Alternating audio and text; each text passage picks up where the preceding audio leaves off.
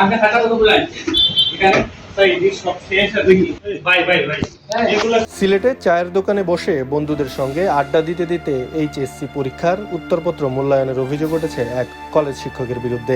এমন অভিযোগে অভিযানে নেমে ঘটনাস্থল থেকে প্রায় 1 বস্তা উত্তরপত্র জব্দ করেছে সিলেট মাধ্যমিক ও উচ্চ মাধ্যমিক শিক্ষা বোর্ড। অভিযুক্ত শিক্ষককে শোকজ করা হয়েছে এবং তার বিরুদ্ধে বিভাগীয় ব্যবস্থা নেওয়া হচ্ছে বলে জানিয়েছে শিক্ষা বোর্ড কর্তৃপক্ষ। এই ঘটনার জেরে জালালাবাদ থানায় একটি সাধারণ ডায়েরিও করা হয়েছে।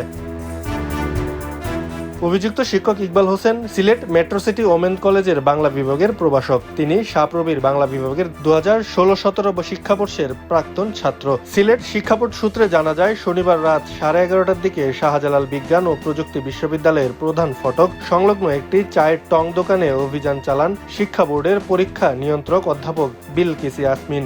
এসব টং দোকানে বসে বন্ধুদের সাথে নিয়ে উত্তরপত্র মূল্যায়নের সময় 1 বস্তা উত্তরপত্র জব্দ করেন তিনি। পরে শিক্ষা বোর্ডের চেয়ারম্যান পুলিশ প্রশাসন সঙ্গে নিয়ে ঘটনাস্থলে পৌঁছান।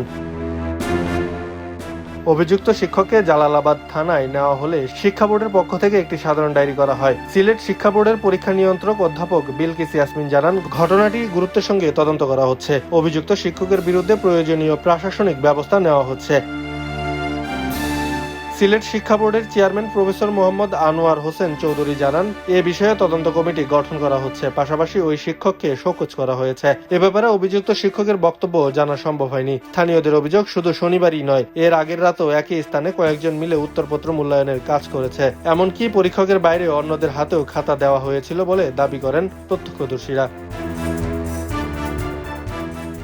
খবরের কাগজ, নিখাদ, নির্ভীক, নিরপেক্ষ।